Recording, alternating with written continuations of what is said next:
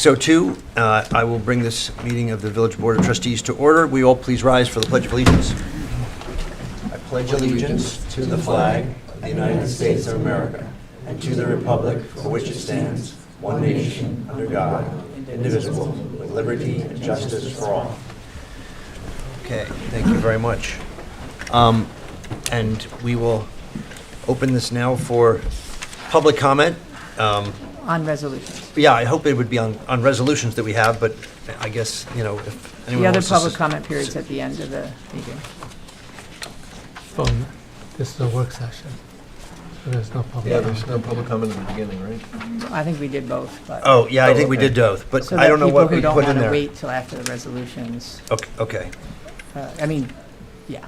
okay, so, all right, let's then, we'll keep moving here. So then, Scott, I'll turn to you for mayoral appointments. Resolved that the mayor appoints and requests a motion from the Board of Trustees to approve the following appointment as vice chair for the one-year term ending July 5, 2027 at 11:59 a.m. Board of Architectural Review and Historic Preservation, Susan Stevenson. I'll make the motion. Discussion. Yeah. Second. Just want to make the point that the appointment, actually the designation for the vice chair of the ARB should be done by the Board of Trustees, not by the mayor. It's in the code, and I can show you the code that specifies that. So it's just Okay, just a so- clarification. All right, but is anyone going to have a problem with Susan Stevenson being the No, vice chair? I no, think she that actually is not- already acted that in that capacity at have- the last meeting I have when no Quinn problem with Hopeful was the- not available. I have no problem with the actual designation. It's just a point of clarification that the designation should come from the village board, and I rewrote the resolution how it should be read, if you, if All I right, can can you hand it read to the it. council? Well, it does say it in the code. We're back to whether we're gonna, this whole issue about whether there was no public referendum on when they adopted that law, which would. Was there a public referendum? No. I don't And believe so. Right, so whenever whenever you're a local law, you can supersede by local law, but you would have to have A mandatory mandatory referendum if you're going to impact the power of the mayor, for example. So that didn't happen. I thought we were just going to move on because everybody agreed, but, Well, 11631 says, "The village board shall designate the chairperson and vice chairperson of the Board of Architectural Review and Historic Preservation." okay. Yeah, we would say it doesn't abridge anyone's power because it's a joint, you know, there's the appointment, bringing some name forward, and then the board approves it. So it's Right. not But abridging anything. It just says who, among the board members, that the Board of Trustees would designate those positions, and the law doesn't say otherwise, so Okay. that would I'm not be- going to argue, I'm just telling So- you what the law Yeah. is. And So- if you do impact the mayor's So- authority, which this arguably does, you need a mandatory referendum. So I just want to, go ahead now. But I mean, Everyone it's- wants it's Susan in to the be on code. there, though, so why can't we just vote on this? We can vote on it, we just have to make a motion to change the resolution to say that the Board of Trustees designates and requests But it- a motion for But the... it says board- that the Board of Trustees is approving the following appointment. Right, but the Board of Trustee also designates. That's what the code As opposed to says. mayor appoints. But under state law, the mayor has the power of appointment, and any local law that attempts to supersede that has to specifically do it in the enabling legislation, and then also is subject to a mandatory referendum. I think what she's saying is the But we don't code need to- is Maybe not, illegal. To be honest with illegal you, because we yeah. didn't do it by a mandatory referendum. I'm not sure. The code is not illegal. Yeah. The state law doesn't say that the mayor designates among the board members. Yeah, I who's the agree with chair you and on the that. vice chair, I agree so with we're you not on that, superseding yes. anything. Right. It's That's possible, you're the correct. code is still good because it doesn't supersede anything in the Right. state law that says designating the vice chair or the That's chair arguably is correct. being Yeah. Yeah, I mean, you usurped, you so appointed the we're all good. members, so that is still part of the mayoral power. However, the board will designate whether they can be the chair or the vice chair. That's the difference. I would just take the vote, make the amendment, and take the vote So- if you want. If we can make a motion to make the What's the amendment. amendment? So the amendment, I think, would say resolve the mayor, resolve The board designates. The and Board of, yeah, Board of the Board of Trustees designates. And And and makes a appoints. motion to approve the following appointment. Correct. Okay, so That's as fair. amended, we need somebody to move As the amended. amendment. That'll be trustee May I see Simeone's that? amendment. May I see that? Yes, sorry, yes. Who's seconding it? He's already amended it, but it's going to be your amendment. Right. Go ahead. So I make the motion to amend the resolution to say the Board of Trustees designates and requests a motion for the Board of Trustees to approve the following appointment as Vice Chair for a one-year term ending July 5th, 2027 at 11:59 a.m. Board of Architectural Review and Historic Preservation, Susan Stevenson. I make a motion. I'll second that. All in favor? Aye. Okay, so Susan still is the vice chair. Yes, right. of course. Okay, two is me. Go ahead, yes. Okay, resolved that the mayor appoints and requests a motion for the Board of Trustees to approve the following appointment as vice chair for the one-year term ending July 5, 2027 at 11:59 a.m. Zoning Board of Appeals, Thomas Kempner. I'll make a motion, Discussion. okay? The code says the exact same thing. The village board shall designate the chairperson and vice chairperson of the Board of Appeals. So I don't know if that's true. I have not looked at it, so. here it is. I It believe does, you. yeah. I'm just saying, I don't know. All right, so let's have an So- amendment. So we can, I make But a you motion. still want Thomas Kempner, yes? Yes. Okay, good. We're not, We've uh, agreed to that. Okay, well, it sounds like we're just doing sort of form here or something, but well, I think it's important that we follow the proper law.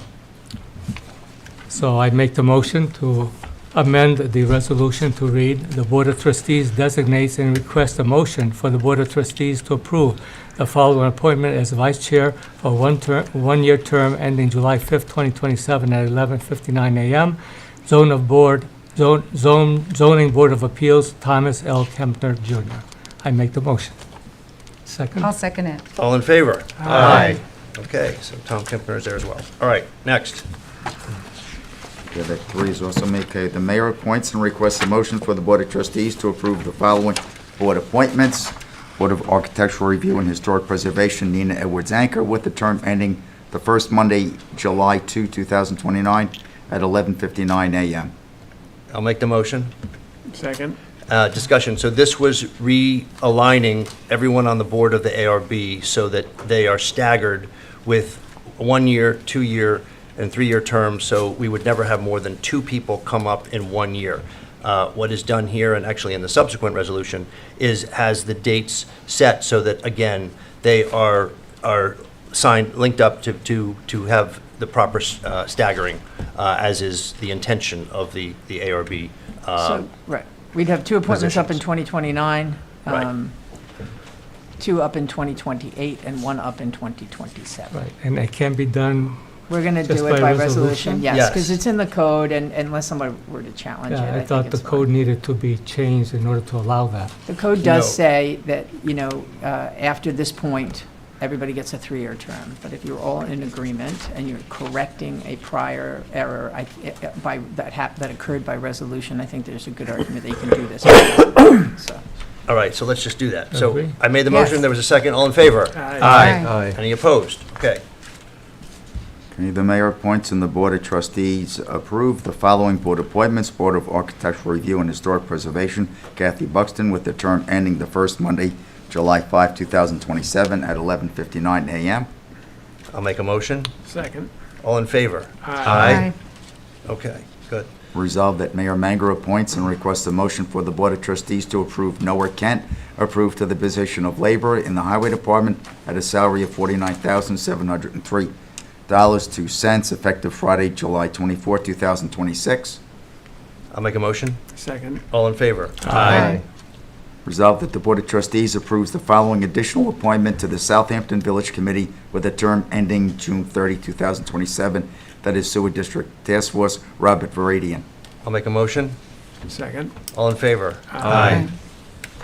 Okay, now we were going to have some updates and discussion items.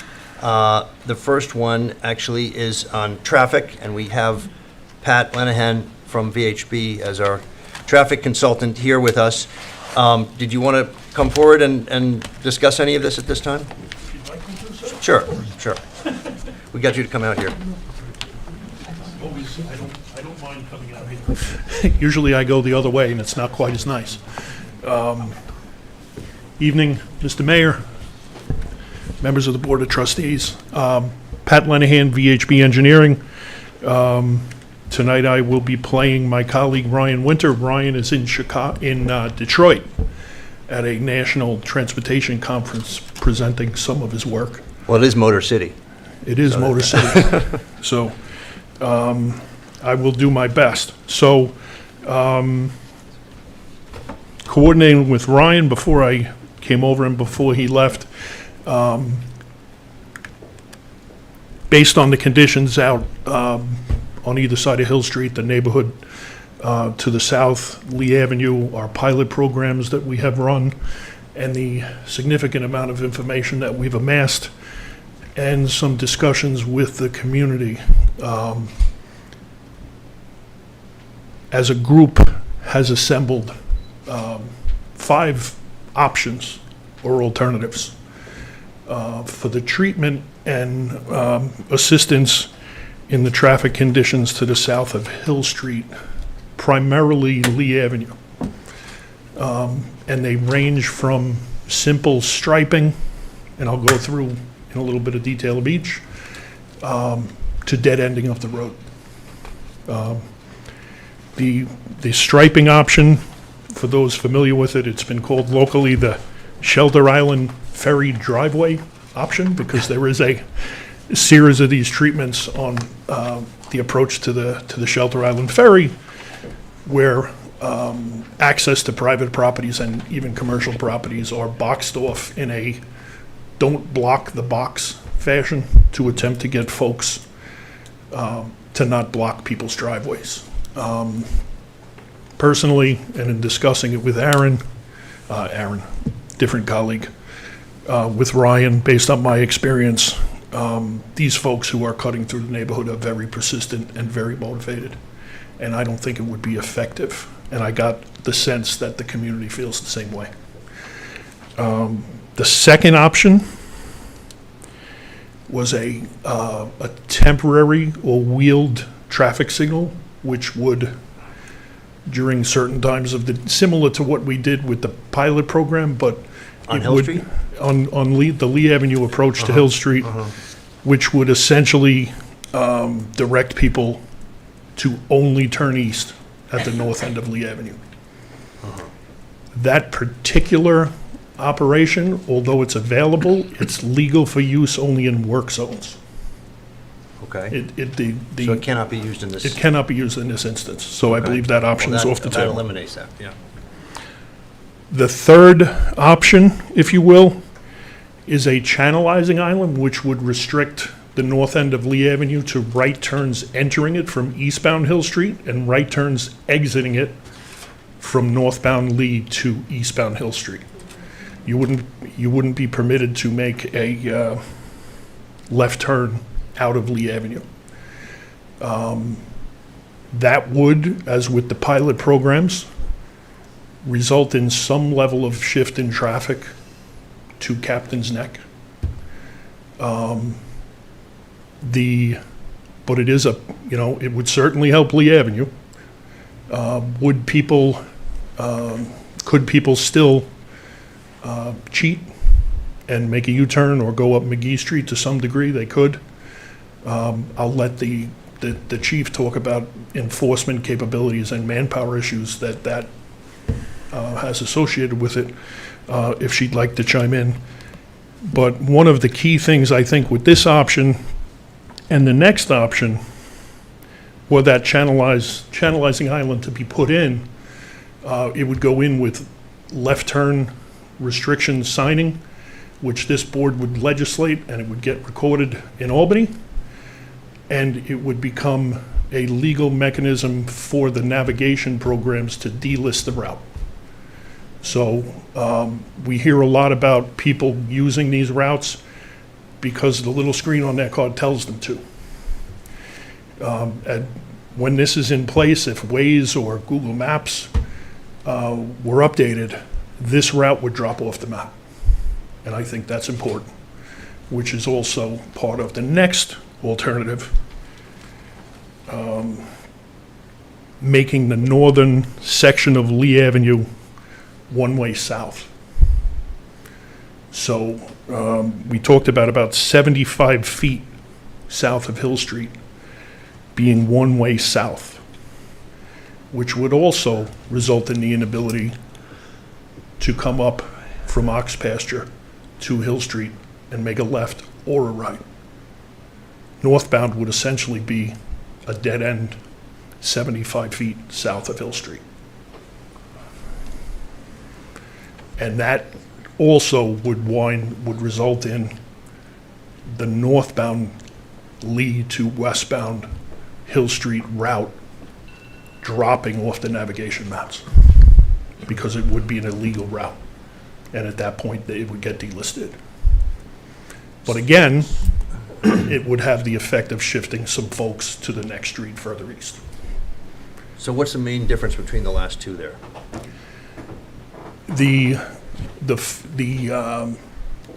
With the first one, with the channelizing island, and I may have misspoke, I think we're talking just about the northbound right channelization, would allow the folks who live there To go east into the to, village. to access Lee and their homes and point south I see, yeah.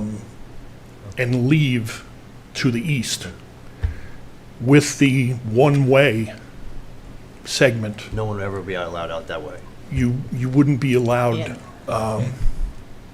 be allowed in. you would, let me, You'd be allowed in only, but you would not be out. allowed in, but if you lived to the south of that. You'd have to go all you'd the have way to back go to all- Ox You'd have to Pasture. go to Ox Pasture or another available route. Well, that's the only other So- available route, yeah. Is the And- point at which the one-way takes over, is that an intersection? In other words, if somebody's coming north and they all of a sudden go, oh, Jesus, it's one-way, can they make a right turn? Is there a road there that they can get off on? Or are they in the middle of nowhere? Are they in the middle of What the street? you, the appropriate treatment would be to pinch the road down, but also provide some sort of geometry where a northbound vehicle So could there's make not a road there. could It's make a just- U-turn. It just stops. So Yeah. there is a potential, there's a potential right-of-way problem to make a turnaround large enough for a vehicle to navigate reasonably. And the last option that was discussed was dead-ending Lee Avenue, either at the Hill Street end or the Ox Pasture end on the south, So everyone would have to go in and out on Hill Street. or Ox Or Pasture, Ox- depending on which end you Right, cut right, off. understood, You would cut off one end or the other, Yeah. and that has ramifications certainly Oh, yeah. for emergency services Yeah. and other issues where I think it's problematic. So, I think option 3, which is the channelizing island, and option 4, which is the partial one-way, are the ones that may make sense. Can you just talk a little bit about how VHB developed this as the universe of options? How these considerations or options came about in the work that you did? Well, some of them have been emulated as parts of the pilot programs. Right, the restriction of the left turns. You know, we have restriction of right turns on the other side. We've also got weight restrictions. So looking at the layout of the roadways, and, you know, and Ryan was involved in speaking to the community, of course, these are the things that came out that seemed worthy of consideration. I think several of them fall off the table when held against reasonableness. And these two are the ones I think that the board may wish to consider and take public comment on, and I suppose that's why we're here tonight. And on the cross-hatching idea, the thought is that people would ignore it. Was there any analysis of the ticket price of that, or, you know, would they be dissuaded if they were ticketed from taking those routes? And- You're referring to the don't block the driveway Yes. type of thing? Yeah, That would theoretically solve one concern of the neighborhood, which is the ability to get in and out of their driveways and the public safety concerns that go with that. it wouldn't lower the traffic level on Lee Avenue. It would make the line longer. So And even if people were ticketed, they wouldn't stop taking that route these as people, much, you know, but, if yeah. if there's one thing we've learned, I think, is these people are highly motivated. They want to get home. So, And can any of these be done together, or is it all separate options? well, you know, the channelizing island, for instance, you could do that at multiple locations. You could do a partial one-way on Lee Avenue and a channelizing island on Captain's Neck. And we have a significant amount of traffic volume traffic volume data that we collected with and without the pilot program last year, that we could look at and see, in a sense, what kind of redistribution of traffic we're looking at, and, you know, how much strain would we put on First Neck if this were to happen. And, you know, because we don't just have people coming off of Hill Street. We've also got people coming up from the south that are looking to get on Hill Street at the westernmost point possible to avoid Hill Street. They're still coming up, and they have to be accommodated. Yeah. I mean, all those contractors that work on Meadow Lane, they're coming up Halsey Neck, and then they're turning on to get onto Captain's or Lee Avenue, yeah. I think it was something like 2/3 of the traffic that was coming out on what I'm going to call the three roads, Lee, Corrigan, and, Captain's Neck and Halsey Neck, were not coming across Ox Pasture, but were coming up Halsey Neck or First Neck from local Yeah. jobs and then migrating. Well, there was data that we saw last year. I don't have the numbers, with me, but we do have a good snapshot of what those numbers are. Although when Hill Street is backed up to First Neck, everybody that's behind those cars, they just turn on First Neck and then take Ox Pasture. I mean, we've seen that So, on a regular basis. so just, talking about theoretical, if we made it impossible to make a left out of Lee Avenue, we made it impossible to make a left out of Captain's Neck, there's no reason for those people to turn down, Correct. which is, I think, it's not going to improve Hill Street. There's going to be more people on that section of Hill Street than there are today.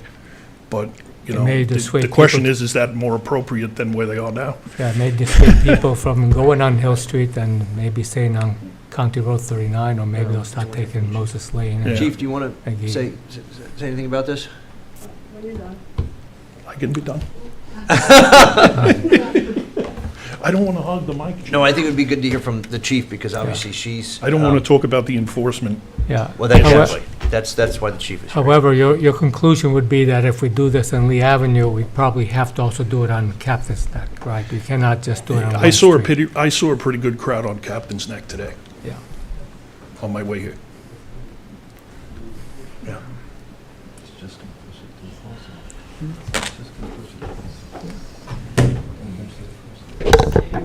How you doing?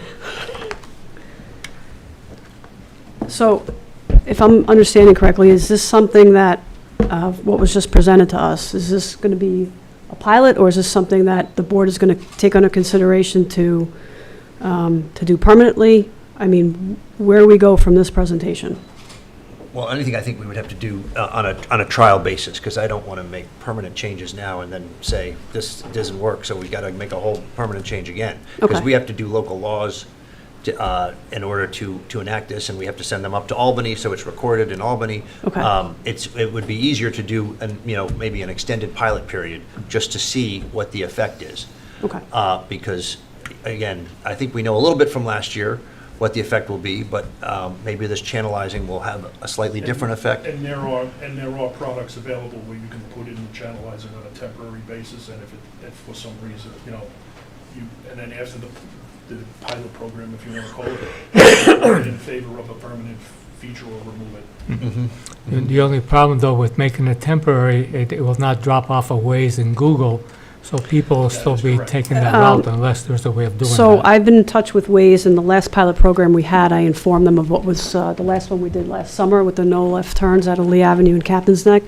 And they were going to put that on the route, that you couldn't make the left turn. So if we were to do another pilot, that's easy. Yeah, the chief has built up a relationship with someone at Yeah. Google, And actually. that That's a secret. Yeah. And that these will are easy. resolve also the people. We know there was someone who was trying to, That also will not eliminate, but reduce the traffic on Lee Avenue, so you're going to have less problems with the U-turns and everything else. Right. Hopefully. So I just want to start out by saying that whatever the board and the engineer thinks is the best thing to move forward, we'll support. We'll help implement, we'll support. But this topic of traffic does weigh very heavily on me and on the police department and this community. So I just want to say a few things, and just bear with me. I have 5 minutes, right, Scott? Yes. Okay. So the chief, yeah. I just want to, I had to write it down and kind of stay on script, and I didn't want to go off script because that might go bad. So let me just focus on this. So I understand everyone's frustration. The police department hears you. We experience the same traffic conditions every day, whether we're navigating it while we're working or we're driving to and from work. I recognize the congestion and the impact that it has on everyone's quality of life, and we take that to heart. We really do. It's concerning to me, the amount of emails and phone calls I get from people begging to do something, and it is, I take it to heart. I take it personally, and I want to help fix it. So it is important, though, that we're honest about what we're facing here. This is not simply a village traffic problem. I think we all know that. It's a regional transportation problem. The expectation that this board or police department is going to solve the traffic problem in the village is unrealistic, and I think everyone in this room and out in the community knows that. The volume of vehicles that are traveling to and from the East End has overwhelmed our roadway system that was never designed to accommodate this amount of traffic. The navigation apps like Google Maps and Waze redirects hundreds of vehicles onto our streets every day, onto our residential streets every day, to avoid 39, to avoid Hill Street, to avoid Montauk Highway. These routing decisions are made by computer algorithms, not the Village of Southampton. It's really important to stress that. Our department remains committed to traffic enforcement. To date, we've issued over 3,000 tickets, which we're on par to pass what we did last year, which was over 6,000. But I want the residents to understand the realities of policing in a small department. We have 28 sworn members, myself included. 3, maybe 4 officers at a time are working. Every officer that is assigned to traffic enforcement is also responsible for responding to emergencies and handling daily calls for service. At any moment, an officer may be dispatched to a domestic violence incident, a cardiac arrest, a serious motor vehicle crash, a subject threatening another with a knife. We had 3 or 4 of those last week. Or another life-threatening emergency. When those calls happen, enforcement stops. Responding to calls for service is always a priority. We conduct directed enforcement in areas generating the greatest number of complaints. 63% of our traffic stops and our enforcement are on the western end of Hill Street. We monitor traffic patterns, deploy officers when resources allow, and issue summonses for violations of the vehicle and traffic law. But no police department, particularly one of our size, is going to be able to post officers on every residential street during heavy traffic. It's just not possible. The truth is, no amount of enforcement, additional stop signs, speed humps, or localized restrictions will solve the problem. We cannot enforce our way out of a traffic volume issue this big. Every municipality, every police department on the East End is facing the same challenge. We talk about it at all of our East End Chiefs meetings. It's everywhere. It's not unique to this village. It is a result of regional traffic patterns, an increase in seasonal demand, and the technology directing vehicle through residential roads throughout residential neighborhoods across the East End. We see it in Hampton Bays, North Sea, Watermill, everywhere. We owe our residents honesty. Promising that one road closure, one traffic pattern change, or one enforcement initiative will solve this problem would create expectations we simply can't meet. Unless we address the volume of vehicles coming to and from the East End, traffic will continue to spill from one neighborhood to another and shift the problem from one road to another. Meaningful improvement is going to require a coordinated regional effort involving our neighboring municipalities, Suffolk County, New York State, transportation planners and engineers, and the agencies responsible for our major roadways. Our department will continue to do everything in our authority to keep our roads safe. We'll continue targeted enforcement. We'll respond to residents' concerns as best as we can, and we will assist in evaluating reasonable traffic calming measures and work with our partners and engineers.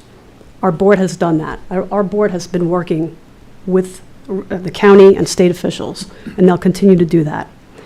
The PD is going to support anything recommended by our consultants and agreed upon by the board. It will cost some money, I'm sure, to implement, but I want to just direct everybody and ask yourself, what is the county doing?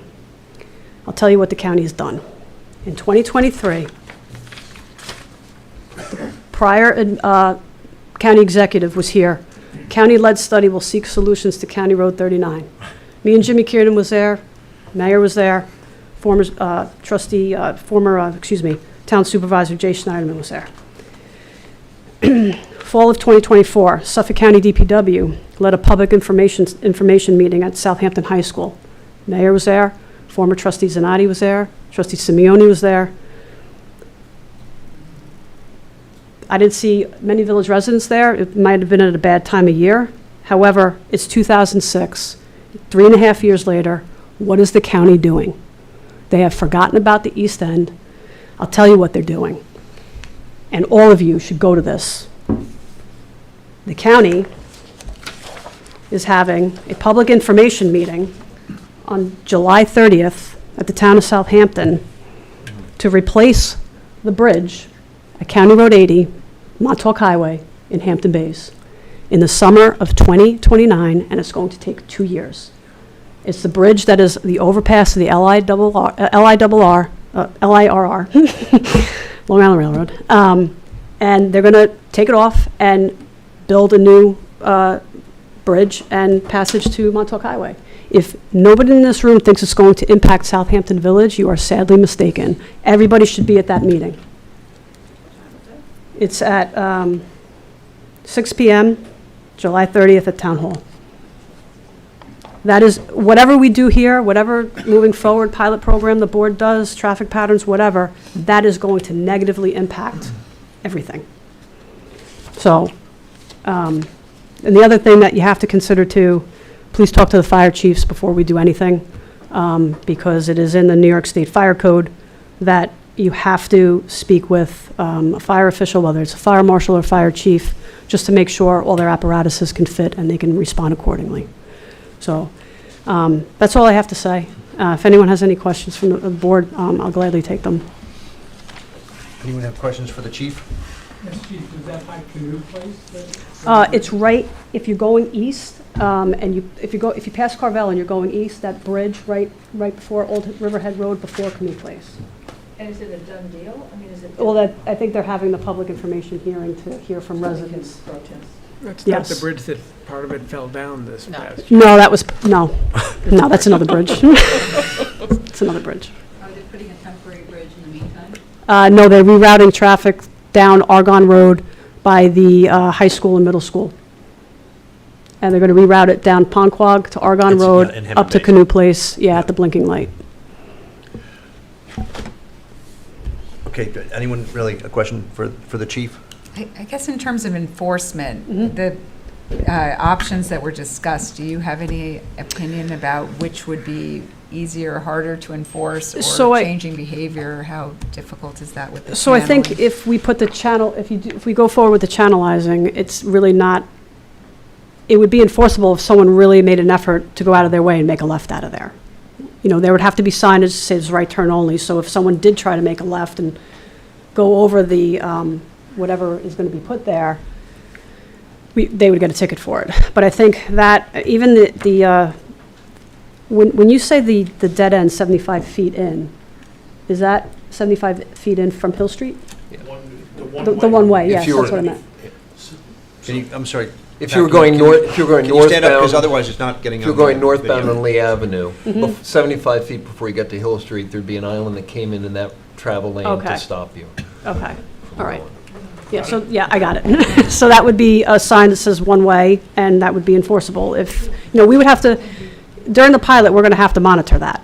we can't enforce it, but if it did become permanent, there would have to be the proper signage to go up, and that would be enforceable, and we would have to monitor that for a little bit until people understood the new traffic pattern. Thank you. You're welcome. All right, thank you, Chief. Okay. So I think that's a good point, though, that we definitely have to involve the fire department, because the chiefs have reached out to me before and say, look, Mayor, can you please make sure we're informed about what changes you may be making before you go ahead and do it. So we will do that, but I guess the question is here, should we go forward and try and do something with this as a pilot again? Maybe the channelizing, since that's different, slightly different than what we've done previously, or what is the consensus of the board here? Sorry, Chief. I just forgot to mention that whatever we do, DPW has to be intricately involved in this. Of course. You know, and when you say there's temporary stuff that can be put up, right? He needs to order that. We Right. can't put barrels and cones because people are Right. going to drive through them. So if we're going to do it, we got to get the right stuff to do it right. So Well, I would have Steve Phillips Okay. speak to Pat Lenahan here. Okay, Yeah. thanks. Yeah. If we're going to do that. But again, I'd like to hear from members of the board what their thoughts on this are. I think there needs to be a more expansive public hearing on this issue. Yeah, well, that's fine, we can do that. Yeah, I'd agree. I mean, I think there has been discussion with a number of people here in this room, but I think this is the first time the community's hearing this, and as I think our engineer said, this will have the predictable result of shifting traffic. I think one of the things we heard in some of the discussions was that the trials, the pilot programs that have gone on before, maybe didn't go on long enough for habits to change with the right communication. So there's some question as to whether those results, which were not generally favorable to this sort of thing, but were they really reliable results? So that's, I think, a consideration too, that if we were to do a pilot program, we'd want to do it for a more extended period of time to let the habits and the signage take effect, so that we could get maybe a more accurate read as to whether any changes were going to have an impact. Trustee Simeone and I today met with a couple of the council people from the town to learn a little bit more about what the town has been doing and thinking for the regional transportation issues that the chief alluded to. And of course, there's no great or easy answers. It comes down to money. Some of them take longer than others. But my opinion overall on this, until we find a way to remove at least a couple thousand, maybe up to 5,000 vehicles a day from coming across the canal, which to me was not going to be done with housing, it's going to be done with public transportation, trains and buses, and a carpool culture that we need to help create. All we're going to do is shift burdens from one place to another, which isn't very satisfying to me intellectually, even though I know that the need is very urgent in certain places. So trying to balance those long-term sustainable solutions in addressing the volume issue versus giving relief where there's acute problems. Trustee Bernstein? Yeah, I think we have to do something urgently, but we should hear from the impacted communities as to what they think it would be the best approach and what their experience is, and so we can make the most informed decision. And so we should put that on the calendar right away so that we can hear from interested parties about what they think is best, and then make a decision and move forward with one or more of these. Yeah, Trustee Simeone? I think we've been talking about it for over a year now. I mean, it's nothing new. We've been saying the same things from last year. We already did a pilot which was very similar to what we're proposing right now. So I'm ready to move forward. I also think, however, that if we do it for Lee Avenue, we should consider doing it for Captain Neck as well, because they will be affected, and then see how that moves on, and keep on seeing, what the results are if we have to take any other steps. And of course, it should be a pilot for a longer period of time, so we can also see how it really affects affects the village, and also give commuters a chance to really understand what the restrictions are, so they don't keep on trying to get on Lee Avenue regardless, or Captain's Neck. So it's probably a good idea to have another public hearing, but it should be very soon so we can get more feedback. But I think we are ready to make a decision at this point. Trustee Simeoni, we did have a pilot program, but the results were very mixed and generally somewhat negative because of the impacts to the rest of the village. That's why it was discontinued. So unless we're coming back with some new information or theories about how a longer pilot might change behaviors and discourage people from even coming through the village or anywhere south of the highway, to me, the pilot program we've had would not support any of these. I'm willing to consider them more with more public input. But the pilot program we ran already, the only fault you can say to it was whether it didn't go long enough to really kick in. It definitely did not go long enough. There was not enough signage. People still kept on going as if they felt they could break the law and make that right-hand turn, left-hand turn regardless.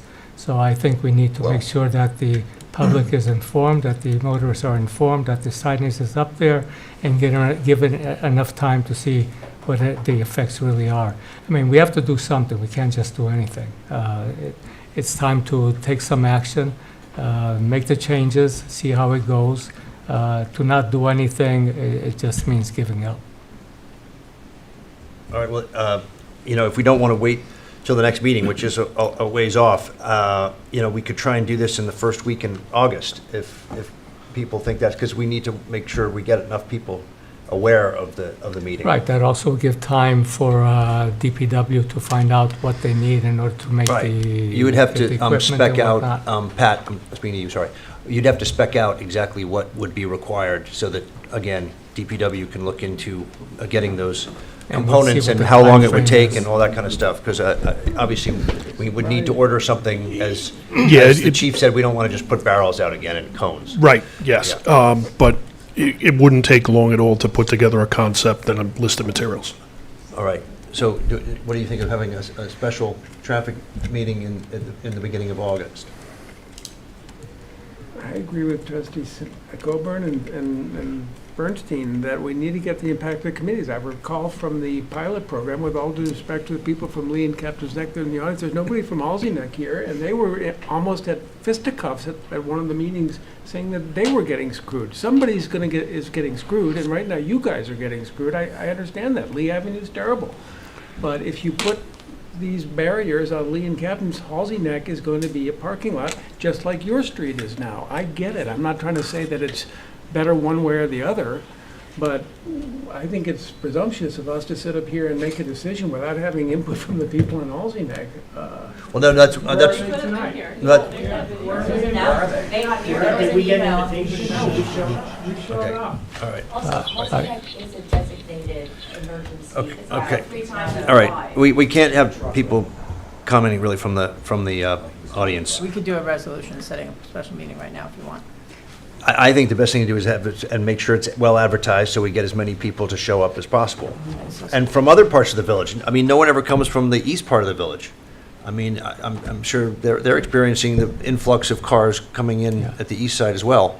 I know wanna that pick a Trustee date? Coburn said we should try and have a committee, a traffic committee that is based on people Representative, throughout yes. the whole village and not just Yeah. one. I already have some names. section. I mean, definitely we should have representation from different parts of the village in this traffic committee, so we can get a full picture and a report from everyone. So what if we tried to schedule a meeting for August 5th? It's a Wednesday. Wednesday. Usually this room is available on Wednesdays. I know that there's no other boards that conflict on a that's fine. Wednesday, and that's basically 2 weeks from now. At what time? Would we do it also in the evening at 5 or 6 o'clock? Yes. I think so. Okay. So the resolution would say, resolve the Board of Trustees shall hold a special public information meeting and discussion regarding traffic in the village of Southampton on Wednesday, August 5th, 2026 at 6 p.m. 6 p.m. Does VHB have materials that can be posted or included in sort of a packet for that meeting, a presentation, or? Could in just a couple of days. Okay. Okay. So somebody needs to make that motion? Okay, I'll make the motion. Is there a I'll second? second. All in favor? Aye. Aye. Any opposed? Okay, so we're going to have another meeting on this. The first, You're doing that here, right? yes, All right, perfect. that means you have to be here. Of course. Yeah, okay. And then at that time, can we also have all the information about what would have to be ordered in terms of materials to set this up? Oh, yeah. Yeah, Yeah. well, I'd even like to talk to Yeah, Pat sooner before, about that. yes. Yeah, So that we're ready to Yeah. make a move. yeah. Yeah. I get I get Brian back on Thursday. Okay. We can be right on it. Okay, all right. Very good. I just want to make a comment. This is a difficult situation. It's a difficult issue. The comments that the residents of Halsey Neck and other streets affected by any change we make could be here tonight, I just got to say it's unfair. They had no idea that these issues were going to be presented. It's not in the packet. They weren't invited or included to the prior meetings that were held to discuss this. And this is part of the responsibility of this board, is to make sure everyone has an equal chance to see what's being considered that could affect them. And they haven't yet, so we need to give them that chance. Wasn't in your email yesterday? You said your priorities and we'll talk about That goes out to that's not a public notice, Frank. It's not a public notice. There needs to be a public. Okay, we can't have again, the discussions from the audience. I'm sorry. But we put this on the calendar, so I invite everyone to come back and we'll hear from, again, Pat or Ryan and the chief again, and we'll figure out what we need to do in terms of purchasing any equipment that could be installed temporarily on a trial basis to see what the effect will be. All right? Now, I understand the second discussion item, actually, you wanted to table? No, well, Is that correct? I wanted to put this on here. It seemed like we had, at our last meeting, two sort of competing resolutions for how to go about monitoring or assessing and evaluating the performance or potential conflicts for the councils to our land use boards. And I just wanted to throw out whether we, in the absence of, or before we talk about any resolutions, do we want to just discuss different approaches for the people who were advocating different approaches to evaluation? In summary, one was to basically have a self-reporting on conflicts and input from the boards, the land use boards themselves, to trigger sort of a review. And the other one, Willa, which you may be able to articulate better, was a little more sort of formalized with more of the burden or the initiative coming from this board. Is that a fair I think initial there summary? is I have a resolution on the agenda that addresses how to deal with potential conflicts. But my resolution was introduced with the idea of having the board remain responsible for seeing that there are no conflicts of interest or the appearance of conflicts, maintaining that responsibility, and, you know, if there were written complaints, that would be spoken of either in executive session or in an actual meeting of the Board of Trustees, so that we could all be aware of that, and that before we're asked to vote on the important position of lawyer to the land use or other boards like the ethics board, that we are made aware if there are any potential of the appearance of conflicts or actual conflicts of interest, or if there's any undue influence, that either any member of the board or a member of this trustee board or the mayor could bring that to our attention, and it would be discussed, because I think it's an ongoing problem, or potential problem at least, and it's something that we have to monitor, because the land use boards in this village make important decisions every day that affect everyone in the village. So we have to keep that process open and fair, and at the moment I don't think we have sufficient safeguards in place. So that was what was discussed, but we had the competing. As lawyers, they're obviously, Willa, you're an attorney under, a code of ethics and a code that lawyers follow when they're conducting legal, business on behalf of their client, in this case, the land use board. So, I mean, I think we have to have faith in the attorneys that we have working on behalf of the village. If there's an attorney that you think is doing something wrong or nefarious, or that there's a problem, I hope you would bring that to my attention. But I have not heard anyone complain about any conduct of any of the attorneys that we currently have working on behalf of the land use boards. Well, I was a person who complained about some of the conduct when I was on the land use board, and that was public record. But as well, in our last meeting, Mayor Manger, you did introduce the idea that you met with the village attorney to discuss a potential conflict of interest, and with the attorney in private, whereas I think that those discussions should be with the entire board at least, because we're being asked to approve an attorney to a board who must be able to give unbiased advice, not have any conflicts of interest, and if that arises, we should be able to discuss that before approving those people. So we did talk about appointment powers, but we also have approval power, and without being privy to that information, we don't have a hope of making sure that that process is fair of those appointments. So I think since it's a collaborative effort, we should have that information. It shouldn't be just discussed in private. That was my point. Okay. Again, I still think that the power of appointment rests with the mayor. So, I have to put a name forward, and then the board gets to concur or not concur. Right, but if the information is not shared, if people... There was no information withheld. There's no, again... Well, you were concerned about a potential conflict of interest and determined that, but not amongst the board members. I think that the board members need to be privy to that information, and whether it's in an executive session or it's in a full session, that should be vetted, because the public has to have faith that the determinations of those boards are guided by absolutely unbiased, unconflicted advice. And that's something that can change over time, and we can't just rely on people to come forward. Or if there's an issue, I just would personally think that it needs to be brought to everyone's attention, at least the board members who have to vote. I would like to not have the burden of looking into that. If it's brought to your attention or if it's brought to the village attorney's attention, it's everyone's obligation to vote with that information. That was the point of my resolution. Okay, but the resolution didn't exactly read like that. But anyway, let's move on. Was there anything else that Roy wanted to say? Okay. So, correspondence to the board.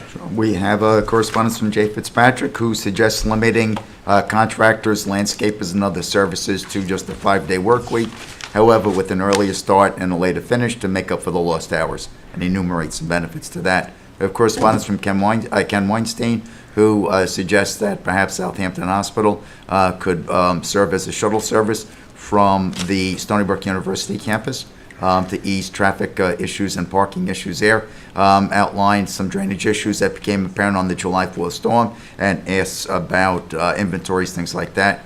Also addressing tree removal and some of the tree losses during the storm, and asks if we maintain an inventory of the trees, and we do investigations or inspections for diseased trees, and the prospect of possibly taking that up.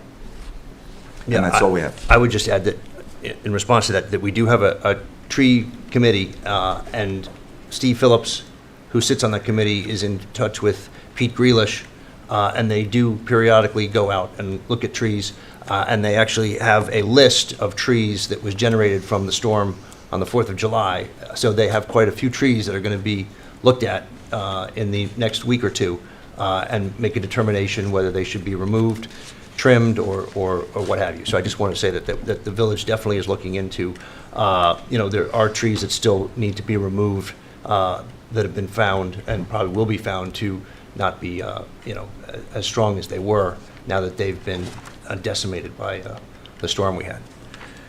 Sir? Sir, Pat, stand up. If the board is convinced that we're not going to circle back to the traffic, Yeah. I can You- take my leave and, You're dismissed. Thank you, Pat. thank you. Thank you. Good night, folks. Good night. Anyway, all right, so that was it on correspondence to the board, correspondence. so we'll move to resolutions.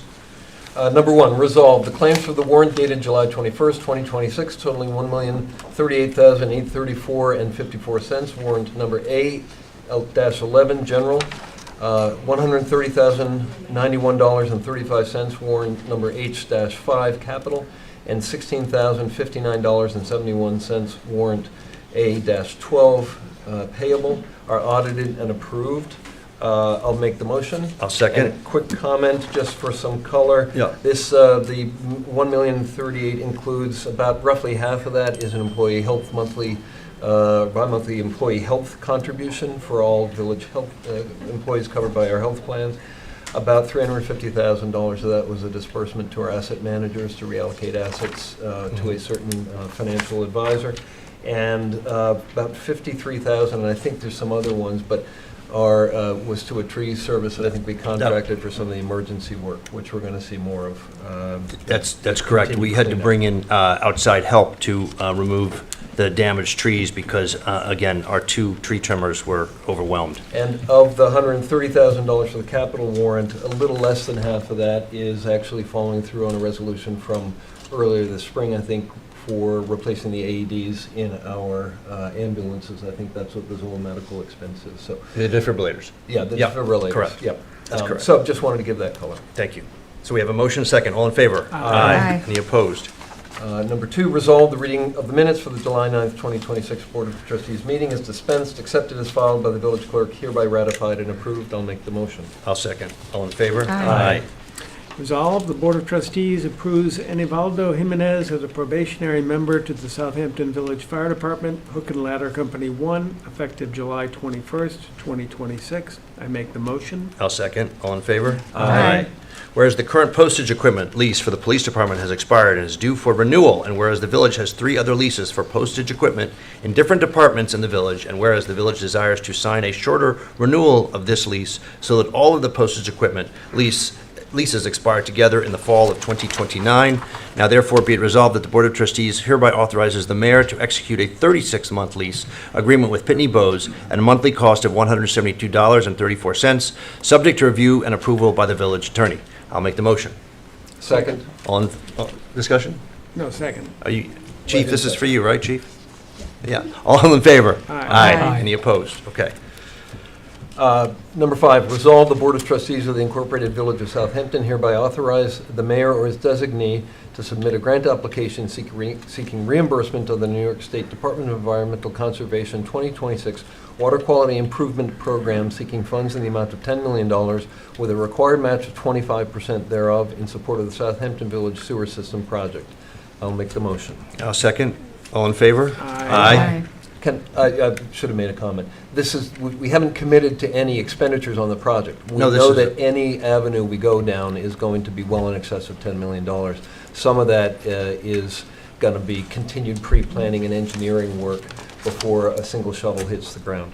So this is a program that helps fund some of that we want to take advantage of on behalf of village residents. And the due date for this grant is the end of this month, so we have to take action today as the last meeting of the month. Thank you. Sorry. So we have a motion second. All in favor? Aye. Aye. Okay. Number Sorry. 6, I think, can be marked off. right? Yes. Yeah, I was going to say. Sorry. I was going to actually say All right, whether so we should I'll be make a reading motion that. that resolution 6 be removed or dropped or tabled. Marked off the calendar. I'll Marked off second the that. calendar. Second. All in favor? Aye. Aye. Okay, great.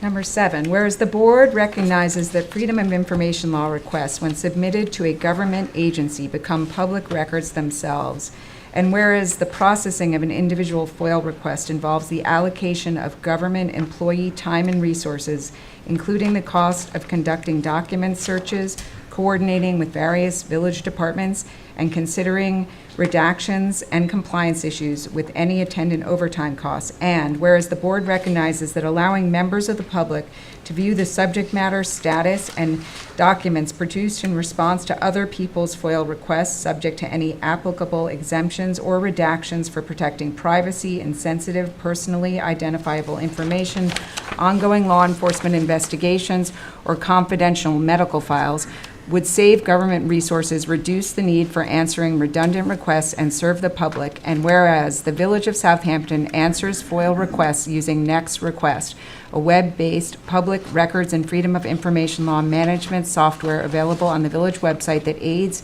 in receiving, routing, tracking, and publicly releasing requested documents under FOIL, and whereas anyone can request to see an agency's FOIL logs or correspondence and documents related to prior requests, therefore, be it resolved that henceforth, Next Request settings will be changed to allow the public to see all others' FOIL requests, along with documents produced in response to those requests, and all FOIL requests submitted by means other than electronic will also be so treated and open to the public with any redactions allowed by law. Make the motion. Oh, I'd like to make a motion to adopt that, opening the Next Request. Second? discussion. I just want to, one part here, I'm not sure we can really say that it would save government resources and reduce the need for answering redundant requests and serve the public, because actually, the clerk is not able to just give a FOIL request that had been made by an individual to another individual. They actually have to reproduce the document separately. Meaning you can't just forward say, well, this was done, this is the answer, here you go. They all have to be done individually. So I don't know if it would really save the government resources and reduce the need for answering redundant requests, because we would actually still have to answer those redundant requests. Wouldn't the argument be that we might get fewer requests because Right. if the information is available in the first place, that people might see it and simply not make their request? Right. I might withdraw my request if I were asking for FOIL. If I was able to go on the system and see someone else's documents and review them, then I would not have to burden the clerk or whoever the FOIL officer might be with that request. So but I think I'm not convinced that this is going to save government resources and again, reduce the need for answering. I don't think it may not do that. But it could.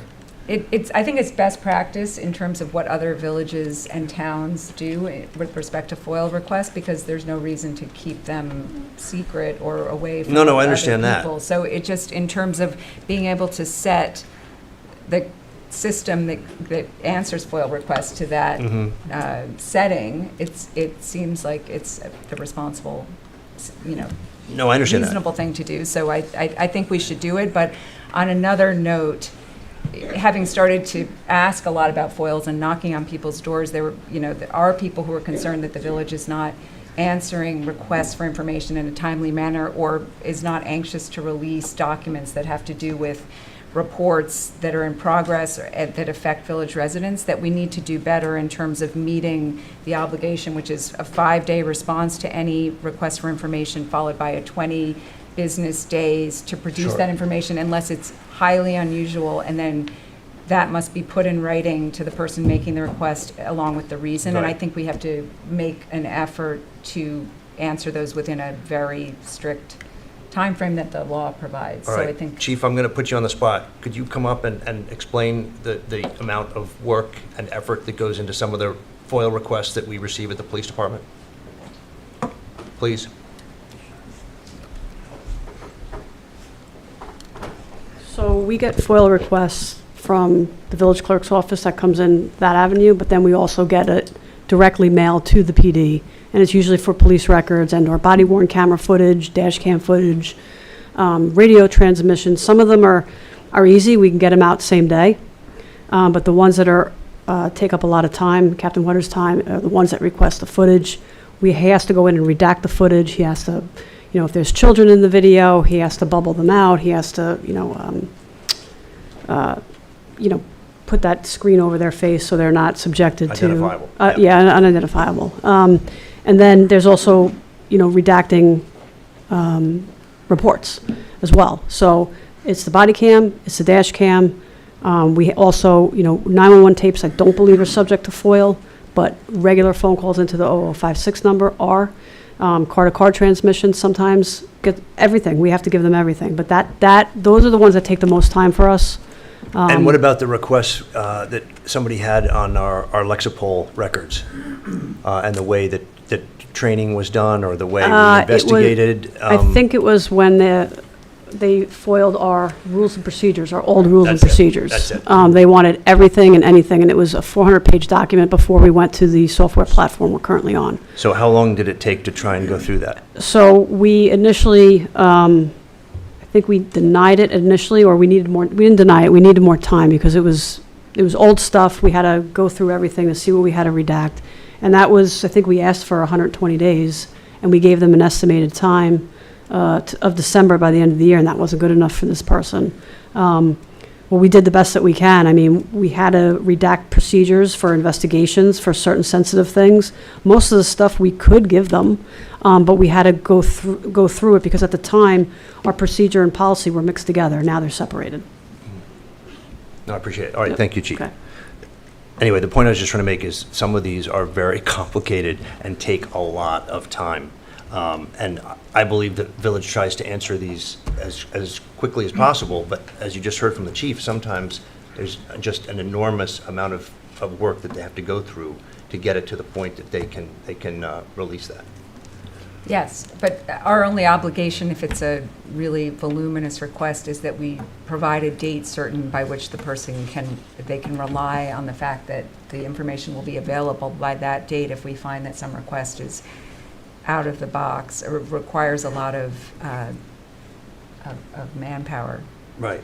to produce. So I think we just have to comply as much as we can with the standard request that Absolutely. would take the 20 business days, and then Absolutely. be sure that the letter provides a date certain, and it sounds like, we can do that, but might have to, No, I mean, and we get requests up in the building department for information about, applications or even just certificate of occupancies or building permits. And so there's an awful lot that comes through here. In fact, I wish Kathy were here to explain how much volume we get in foils. And I can assure you, everyone is trying to answer these as best they can. I mean, sometimes information is requested of people in the village government, and they don't always respond right away. So, she has to hound them to try and get the information that's requested. So I think people are working as hard as they can. Obviously, we can always do better. I agree with that. But again, it's very time-consuming when some of these foils come in that are quite elaborate and comprehensive, and it's not always something that can be turned around in 5 days.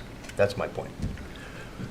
I think we just have to keep in mind, do we need more people appointed to do this, or do we need to streamline the process and just keep an open mind that we might have to look into those alternatives so that we meet the Yeah. legal obligation that we have to give people information that they need so that their rights aren't abridged by Oh, no, exactly. any Yeah. unnecessary delay. Well, But I think- I realize everyone's working very hard to. And I think Next Request actually was brought on as a platform for the village to try and streamline the process. I think Next Request is one of the best FOIL platforms out there. So again, I believe everyone's working towards this goal, and it's unfortunate that some think that we're dragging our feet, because really, I don't think that's the case. To me, this resolution could only help dispel or improve that, because it could reduce redundant requests. I know other municipalities that are on Next Request have this function enabled for sort of immediate public access for the status of requests and the responses that have been given to previous FOIL requests. So I feel like it's a technology-based tool that Yeah. could only make our lives easier. Agreed. All right, so we have a motion and a second. All in favor? Aye. Aye. Any opposed? Okay. Whereas the village board recognizes that lawyers advising public boards have a duty to the public trust and the government entity they represent, and whereas the board further recognizes that counsel assigned to village boards must remain free of unwaivable conflicts and the appearance of conflicts to ensure unbiased legal advice and maintain the confidence of the public in the process of deliberative decision-making on matters of public interest. And whereas the village board has the obligation to approve or disapprove appointments of counsel made to represent village boards by exercising their A or nay vote. Therefore, be it resolved that law firms appointed to represent village boards will remain free of conflicts of interest and potential conflicts and concerns brought to the village board's attention by any serving member of the village board, a trustee, or the mayor, will be discussed by the village board in public session or in executive sessions as provided by law before a confirmation vote is undertaken and in the event of a written complaint as detailed above. And be it further resolved that reports of conflict of interest or reports of interference with the board lawyer's duty of independent counsel to the boards will be considered by the board and appropriate corrective action taken so that the village board's operations remain free and fair. I make the motion. Second? Discussion. Again, I think we should be getting input from the land use boards. They've been left out of this equation completely. How would necessarily someone on the village board know that there was an issue with one of the land use board attorneys? Again, I think we have to get input from the land use board that is being served by that attorney. I mean, this says, I think, if I'm reading this correctly, brought to the village board's attention by any serving member of a village board. Doesn't that That's allow right. them, give them a mechanism? Yes, the mechanism would be anyone serving on the board, so they're the ones that are dealing with their council day in and day out. But it also gives us the obligation to bring any concerns to the full board's attention, and any of us are able to visit any of the land use boards just as observers, or go on the village website and tune into any of the meetings. So if, we could bring that, or the mayor could bring that to our attention, but the purpose of the resolution is just to create a forum and a procedure for an open discussion if that arises, because there's been a problem, To in my what opinion, in extent the does past. this, I don't know, usurp or take over some of the responsibilities of the Board of Ethics? I mean, if there's a conflict of interest and somebody thinks an attorney is operating with a conflict, shouldn't that be reported to our ethics board? And wouldn't it be their responsibility to review that issue? I don't think it would always rise to the level of an ethics violation as much as we're maintaining oversight and voting on hiring the lawyer for the board. So because we have the hiring power, the mayor has the appointment power, we have the hiring power, we do it together. We are a small village and conflicts do arise, or overreaching in terms of, trying to avoid lawsuits or just taking action with the lawyer to the boards that are not in the best interest of the village necessarily, that we have to monitor that. That's one of the reasons I ran, and I think it's just a good procedure, and I don't think we should be afraid of instituting it. So I don't see why it's a problem to discuss, I have no problem other with than the the bar board having being- an objection. Sorry to interrupt, excuse me. I have no problem with the board being made aware of any potential violation, as your resolution suggests.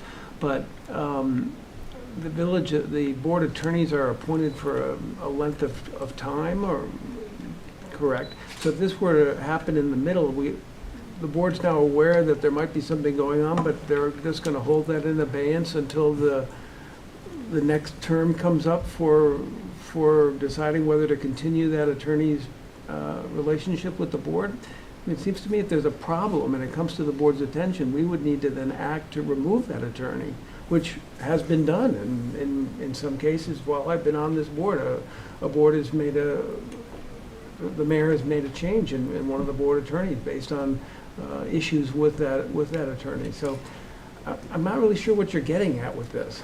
Well, changes have been made based on an analysis of how much litigation has come our way, which, in certain instances, with getting rid of an attorney, which is not, in my view, an appropriate reason to change an attorney for a board, because, the tactic of suing, anyone can sue. Oh, sure. It's anyone can bring a lawsuit, but I think the main concern should be that those people giving legal advice are giving legal advice that's just, regardless of,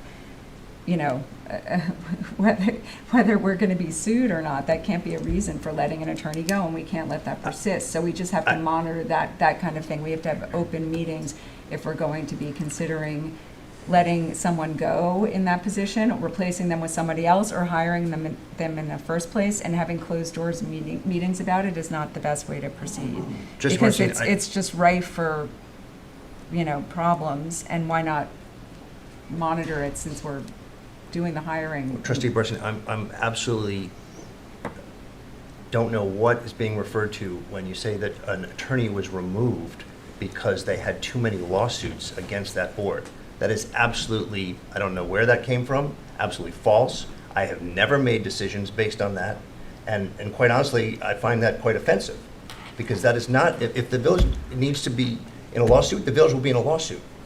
I have no problem with that. Right. So, but That's saying the- that I'm judging attorneys on if they don't have lawsuits with the village, That's absolutely false, absolutely Well, false. that was put on the record On what at a record? planning board meeting in, a few years ago. So that was I put can't on the- speak to what someone on the planning board said. Well, it was put That on the is- record that was the reason for a change, and. I don't know how that and came up, because that that the is entire absolutely procedure of board false. deliberations, well, it was put on the record by one of the planning boards, I can't that they account were for in that. meetings with it. Okay, so. I can't account for that. I'm just- What I'm saying is, I, as the mayor, have never determined, again, the validity of an attorney based on how many lawsuits are brought against the village. Absolutely not. Okay, well, then you shouldn't Unequivocally have any false. objection to this resolution, because that's I do have an exactly objection to what it because I you're believe saying it you is, want. it is weakening the power of appointment that is held by the mayor. So, Not at all. You can I don't know. appoint whomever you, in your judgment, but this thinks is saying that, best. this is saying that then if you don't like them, you can dismiss them. Not if I don't like them, or if Mr., trustee Simeone doesn't like, it's not based on our personal feelings about anyone or whether we like anyone. It's just wanting It to have says the an appropriate information to corrective approve. action taken, so the village board, that's what you're saying. Appropriate corrective action, what would that be?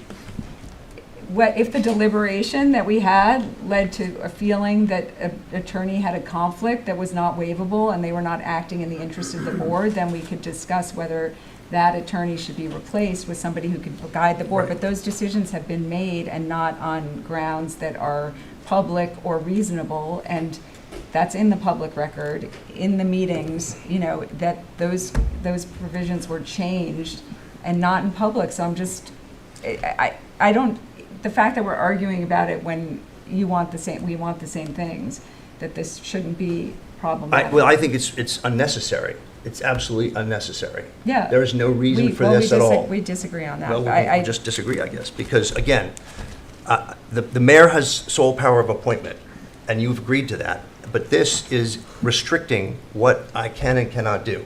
No, it's just saying we want the information beforehand. We want to know who we're hiring. We want to know if there are conflicts, and we want to know if there's a procedure of board deliberations that's changed to change an attorney or something like avoiding litigation, which should not, an attorney advising And I the don't know where board you should got not that idea, worry about because that. again, I've told you unequivocally, I have never, ever made a decision about an attorney. I got it based on public based- information that was shared with the Well, board. I don't know what about public had information you're talking about, happened. because that is absolutely false, false, Well, false, false. Okay, it's in the record, and it was at a planning board meeting that I can, refer everyone to, but it's not had necessary nothing- if we agree on, It had nothing to do with me. I wasn't in that planning board meeting.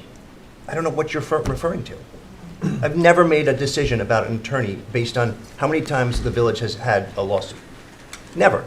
So anyway, all right. So I would like to just weigh in and say I have a concern about the dividing line between your appointment powers and authority and our powers as a board, but I don't think this resolution usurps that. I think all it's saying at the end of the day is we have a group discussion either in public or in executive session, if that's more appropriate, given the facts and circumstances. We have all operate on the same facts, and we take basically a non-binding vote as part of advice to you about how, Mayor Manger, about how to consider, whether and how to consider a replacement. And then it would be up to you, it'd be up to you to ask for a vote to dismiss or to propose a replacement firm as part of your power of appointment. And it's perfectly, yes, no, and it's perfectly fine if, when I nominate or appoint someone, that the board then asks questions of that person. That's perfectly fine. That's the way it should operate. And you can do it when we, at the beginning of a meeting, we have the mayor's appointments. And if there's a question about an attorney, that would be the time to raise the question. And it can all be done in the open, so the public can all see that. I'm fine with doing that. I don't see why we need to have a specific resolution that is, again, I think, infringing on the power of appointment by the mayor. So anyway, that's all I can say. So we have do we have a motion, a second? The only other thing I would say is I just object to some language in here, which is in the first therefore paragraph. It says, therefore be it resolved that law firms appointed to represent village boards will remain free. We can't really resolve that they will. I would just like to change the word will, and maybe say are expected and required to, because that's really all we can do. they are expected, I don't know, that may be a distinction without a difference, and council, do you think that that matters, or would we leave the language as it is? But It's Rob, almost understood. Rob, I would say that this It's is clearly understood. I mean, understood. no Okay. one wants to have an attorney who's acting Okay, that's fine. in the conduct that an attorney must adhere to, that would then all of a sudden be having conflicts of interest. I mean, Good, okay, it's just a word Should remain. clarity issue. We can leave it as it is. So we're voting? okay, we have a motion and a second. All in favor? Aye. Aye. I'm voting no. Because, again, I feel like it's taking away some of the powers under 400. We'll go to number 9. Number 9. Actually, number 9 was just introduced by me for discussion, so I don't know why it's on the agenda, but we can. You sent it. I thought that meant that you wanted it on the agenda. I sent it internally for discussion, but I don't mind having it on the agenda, and since we're all here, we could discuss it. So I'll just read it out. It says, whereas under New York Village Law, Section 4412, the Board of Trustees is the legislative body of Southampton Village and holds primary responsibility for its finances, governance, and administration, and whereas under New York Village Law, Section 4412, village trustees are charged with enacting, repealing, and amending rules and regulations necessary for the good governance of the village, and whereas the village board may take all measures and do all acts by local law not inconsistent with a general law which shall be deemed desirable for the good government of the village, and whereas the board may determine the rules of its procedures, and whereas the submission of proposed resolutions is one method by which the individual village board members exercise a duty, now be it therefore resolved that all proposed resolutions by any trustee or the mayor shall be duly added to the Board of Trustees' agenda and shall not be excluded based on prior determinations to preclude their introduction based on legal analysis occurring outside of the board's public meetings or work sessions. I make the motion to introduce that I'll second. resolution. Discussion. Again, I think that it's not a good practice for a village board member to be putting forward resolutions that are not legally sufficient. For example, if Trustee Stevenson said, I want to add a resolution that says, I want to nominate Joe Blow to be on the Architectural Review Board to fill this term, that's not a legal resolution because he does not have the power of appointment. Again, that rests with the mayor. So again, that would be a resolution that he may want to put on, but it's not going to be allowed because it's not allowed under state law. So again, if something's not legally sufficient, why do you think you want to put this on the agenda? I think that when we're deliberating and putting laws on the agenda, we're all elected to represent people who voted for us, and we can make the judgment as to what resolution might be necessary to improve life in the village. And so it's not appropriate for one or two of us to decide alone that it's not legal or it's not necessary or it's not warranted, and then prevent any individual lawmaker from putting that resolution forward. Those discussions can be had in public, and then presumably 3 of us won't vote to approve a law that is clearly illegal. You know, I think we should have faith in our own collective, judgment, individual judgment on that, and we don't have to worry about it, but quashing resolutions or keeping them off the agenda is not the way to proceed in, Even if they're governing not village. legal? Well, You think who it's good to decides if, no, I don't. pass something that's I would illegal? never introduce personally something that I believe was illegal. I do a lot of research to try to determine that it's legal and desirable, but there can be a difference of opinion, but that doesn't allow any of us to quash each other's ideas, and it's good to discuss them and bring them forth, and I think we're making progress, so I think we should keep going with that.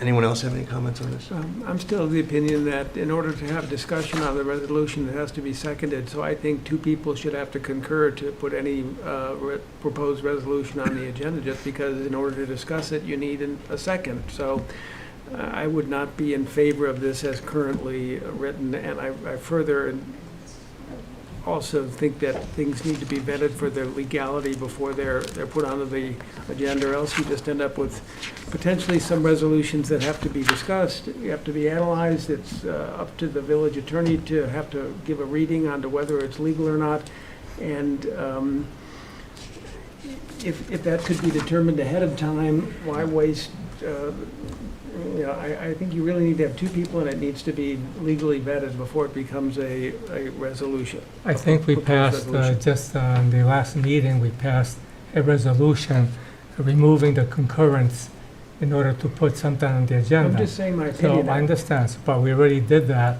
and putting it on the agenda, of course, it has to be seconded. That's the point, at which point one can determine whether it will be able to be voted on. But at least it gives the opportunity for us to discuss and share ideas and give our own opinions. And then at that point, we can decide whether we want to vote for it in the first place or second it in the first place, and then we can vote on it, and we have the power of voting no if it's not appropriate. But the whole idea is to be able to put something in the agenda so we can at least have a discussion. The only thing I would add is just as a matter of not of resolution or even procedure, but just sort of good housekeeping. It makes the whole process easier if we can get proposed or draft resolutions in to the clerk and to council at least 3 days, maybe Yes. a week or so in advance, so that some of these questions of legality can be discussed beforehand instead of at the Right. last minute. Of course. I think that would allow also the more certain preparation of the agenda, of a full agenda. So I think it's not determinative of the way this resolution is, but it would be a part of the good housekeeping to get things in time. Would you like to add something like that to this resolution? No, you would restrict I'm it. asking Mr. Coburn at the moment. Yeah, I'd be open to it. I don't know if we're gonna, Willie, Trustee Bernstein, excuse me, you said you might not want to work on this tonight. Can we adjourn this and talk about this, or would you rather take a vote on this resolution tonight as proposed? Oh, I wouldn't mind putting this one to bed tonight, so we don't have to introduce it for a third time. All And we right. could someone could take up that Yeah, idea on the 72 hours. I'm Okay, a procrastinator.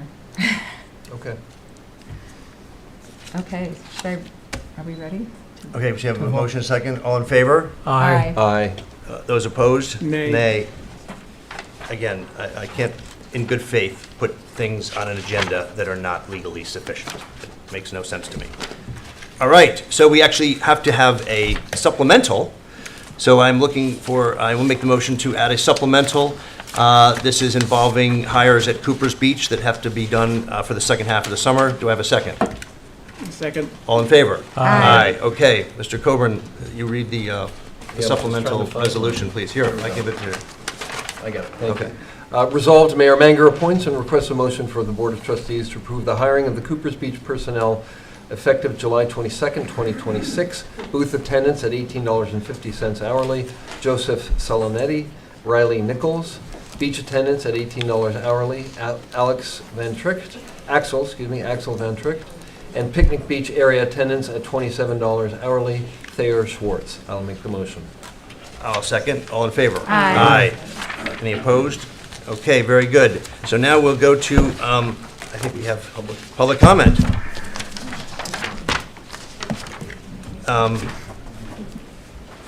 Do we have any member? Oh, Mr. Rung, I see your hand.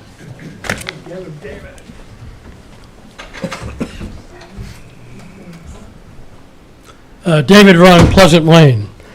As you all know, I believe in good government. Good government applies the principles of fairness, transparency, respect, and honesty to its every behavior. The village's assessed value system and the administration of the system violates every principle of good government. The wealthy residents are stealing from all the rest of us, and the 5 members of this board are enabling that theft. In my 2026 grievance, I provided a listing of 20 recently sold high-valued properties, and I asked to be treated the same way for the relationship of assessed value to the value of property. But of course, I was denied that fairness.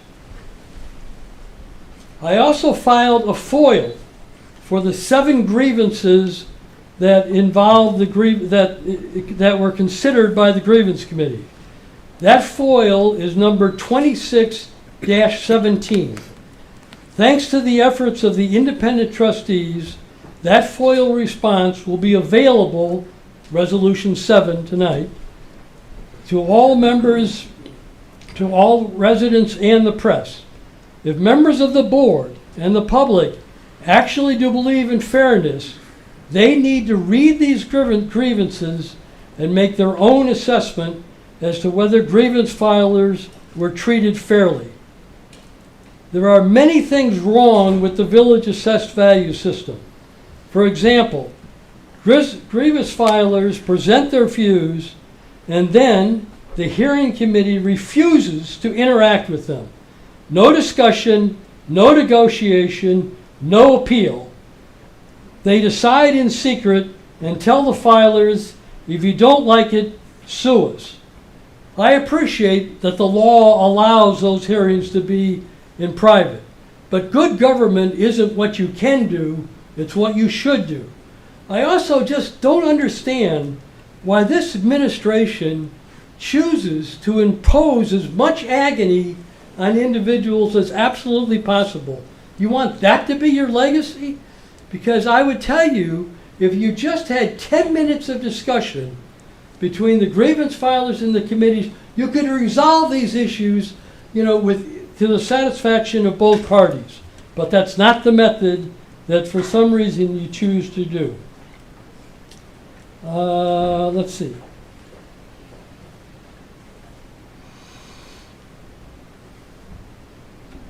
The problems in the system. Okay. Also, the assessor makes unsupervised decisions on the assessed value for change for improvements made to properties. The village committee is refusing. The village is refusing to tell residents the specifics of how assessed value changes are made when there are improvements. That is no transparency and therefore not applying the principles of good government. And the board is completely clueless as to what the assessor is doing. The present grievance committee, finally, as the change is needed, the present grievance committee needs to be replaced by people who actually care about fairness. The problems in the system and the administration of the system are all easily fixed. The function needs the hands-on control and direction of an independent trustee. It can no longer be left to an unelected administrator. Ideally, that trustee would be Rob Coburn. Trustee Coburn is the liaison to the village administrator, and he filed a grievance in 2025 and used the same comparables that I did. He has a direct experience with the secret, shoddy treatment of the grievance filers. This treatment may have been one of the reasons that influenced him to run for office. This issue has great urgency. It needs to be addressed now so that the residents of lower valued properties who are being forced to pay a disproportionate share of the tax burden, they are being forced to subsidize the wealthy. But they need time to be able to prepare the grievances which will allow them to be moved towards fairness. And we need to provide our help, and the board needs to help them do this.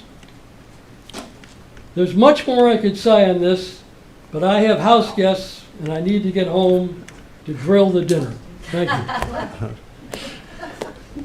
Thank you. Anyone else like to speak? Please come forward. Hello, I'm Jeff Molesky from 121 Lee, and I had a different comment that I was going to actually share on behalf of our alliance this evening. Really acknowledging the collaborative effort that has been underway in terms of really trying to unpack and examine this acute problem that we're suffering from in the village that's really pressing on public safety. This is not about convenience. This is not about, oh my gosh, we want something more favorable to happen for Lee and it's going to affect Halsey. We've been invited in as part of former Len Zanotti. The office, I think, actually included our wonderful chief. It included Ryan from the VHB, and we've had 2 working sessions to really help problem solve. This was not any type of covert effort in terms of having secretive meetings. They were scheduled by the mayor's office. Karen scheduled these meetings. We worked hard in these meetings. We surveyed neighbors. We did an analysis, a quantitative analysis, where we actually identified what would be favorable and what people had the most energy for, and they really, really started to get specific in terms of the trade-offs. But in no way was this an effort to improve one street at the expense of any others. We're trying to be really holistic. And we can talk about 2029 challenges that we're going to have, but you know what? There are things that we can do within our village today instead of just saying there's other issues. Last year it was the US Open. Now we're worried about a bridge that's going to be repaired. It can't be that way. We have to operate as leaders, and we have to operate as true neighbors that are going to make a difference. And that's the work we've been doing for weeks on end. It's crazy to believe, I mean, we came to this meeting, it's crazy to believe that I feel like we're being set back in terms of how we're starting out. I feel like there's so much more detail here from past pilots, from the work that we did, that is going to inform you guys how you should act and put something out there to pilot beyond a 2-week pilot.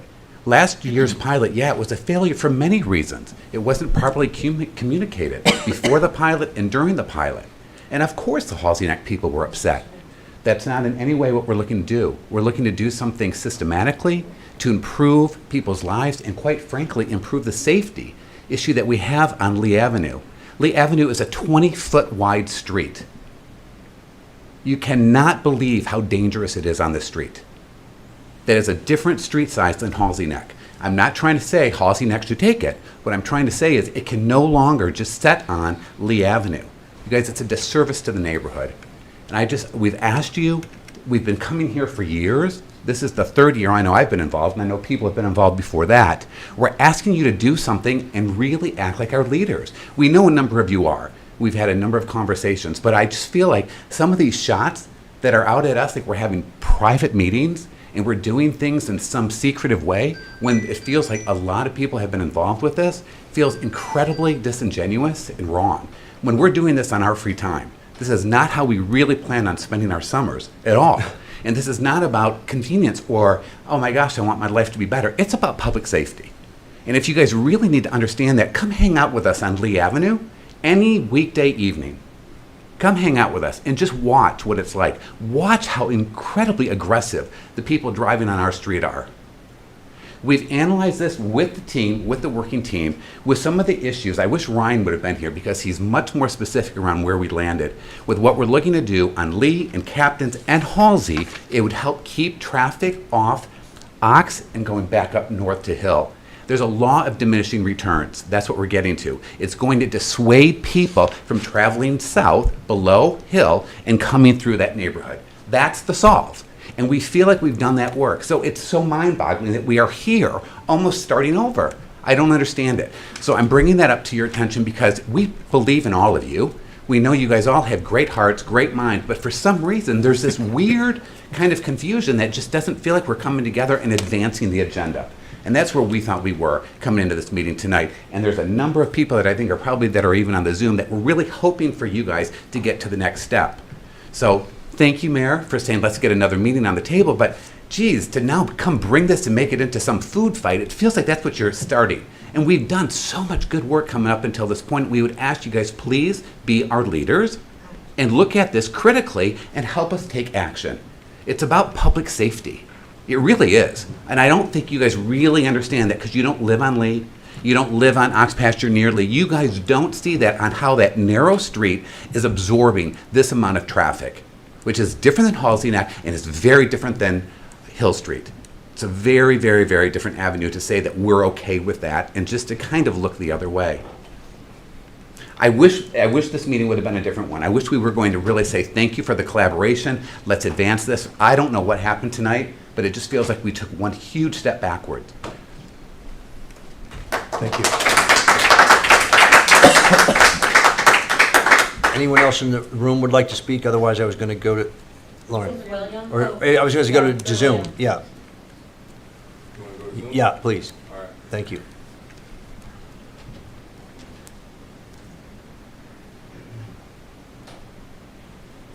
He's coming in. Okay.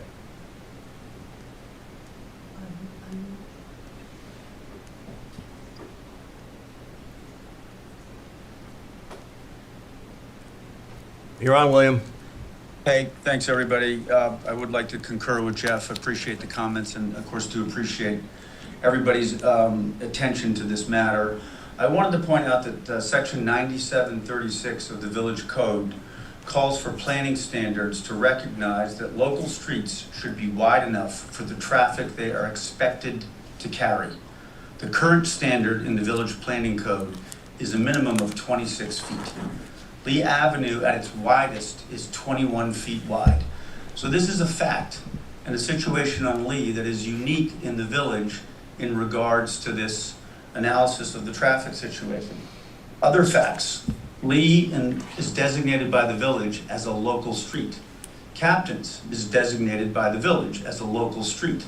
Halsey is designated as a collector street. And Hill is designated as an arterial street. These are facts. This is the way the village was designed when the traffic was not the problem that it is today. And so that's to set the standard of, hey, well, Lee's got all the traffic, and to use a Trustee Coburn's term, Halsey or others will, quote, get screwed if we shift the traffic pattern away from a local street to a collector street. I think that's the wrong standard. I think that's a political angle. I think that's a self-involvement. I think this needs to be looked at from an analytical standpoint as to the way the village was designed and the way Lee Avenue was constructed at a time when there wasn't traffic. And now that we're the incumbent street with all the traffic, to suddenly suggest that by moving it to places where traffic was designed to flow is somehow unacceptable and is the basis for this whole analysis, which we're going to find out, of course, in 2 weeks is a giant food fight. So I would leave you with, I believe the board should address a circumstance in which the traffic burden on Lee is in the wrong place as per both the village street designations and the spirit of the planning code. Thank you. Thank you, Lauren. Is there anyone else on Zoom? Okay, anyone else here? Lauren? Okay.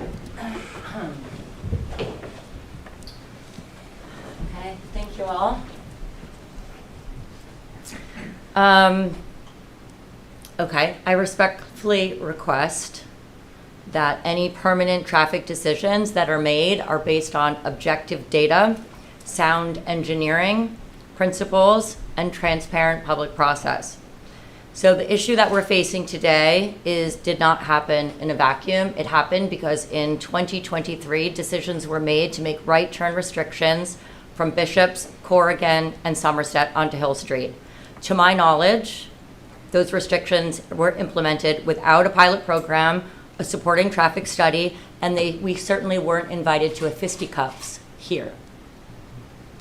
Today, you are appropriately expressing concern about the potential impacts to Halsey Neck before making any changes. My question is, why wasn't that same level of analysis and caution applied to the 2023 restrictions that shifted traffic onto Lee Avenue? I want to know if the board can identify the traffic study, engineering analysis, or the pilot program that supported the March 31, 2023 restrictions.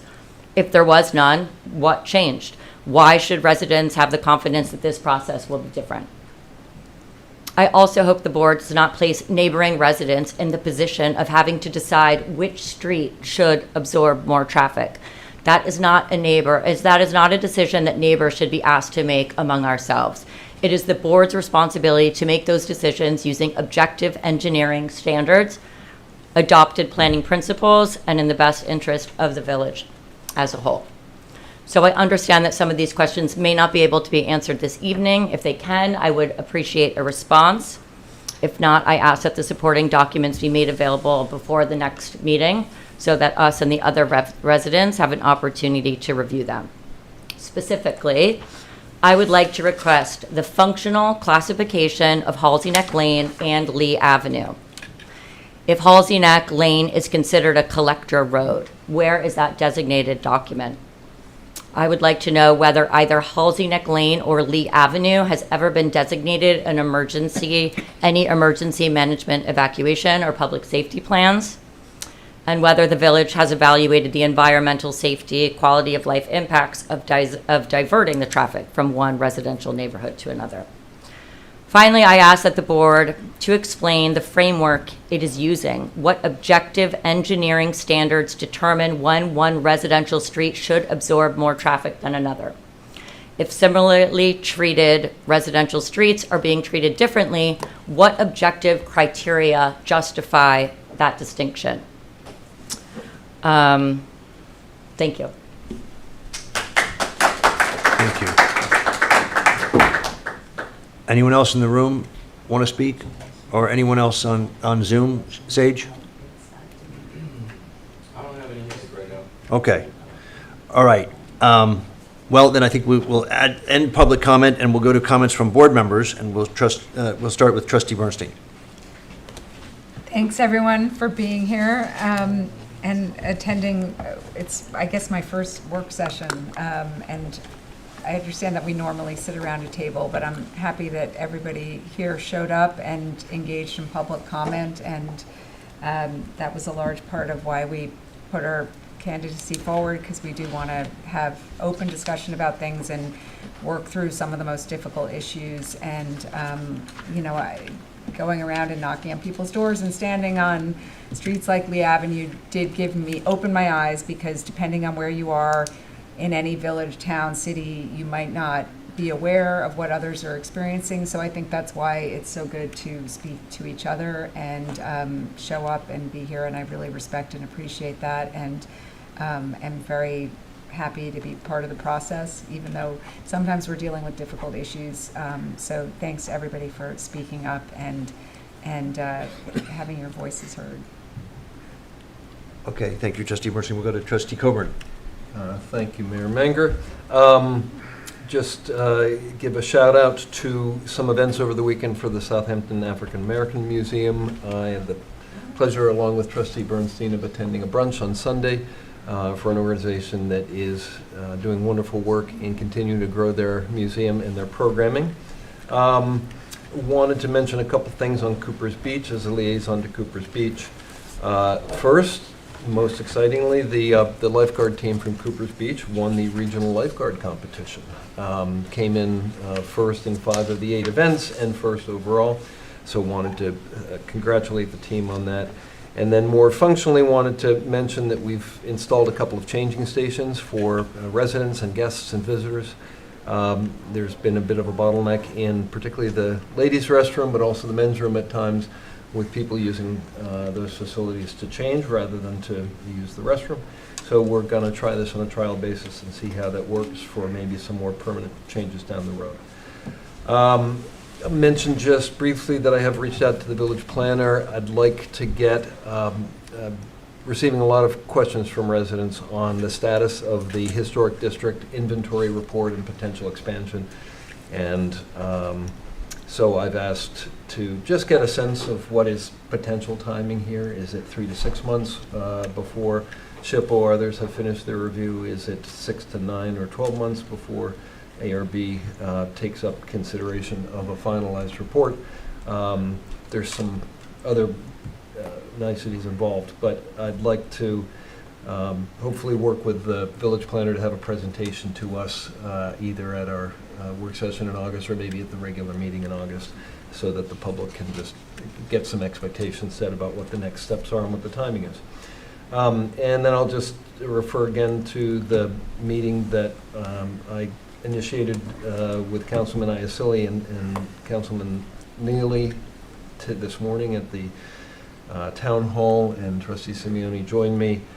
In addition to trying to create some immediate relief for traffic here in the village, anyone who drives around the region knows, as I stupidly did a couple weeks ago, to drop something off at the recycling center at 2:45, and I got in a conversation up there, and when I went through the the Majors Path, North Simi Cox Road, four-way intersection, there were 2 cars in each direction waiting to get through.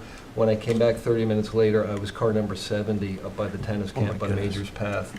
Took me about 15 minutes just to get back to the stop sign. So the traffic impacts are everywhere, and the only long-term solutions for everyone, or for not just the village, but the whole region, is to reduce the number of vehicles coming across the canal.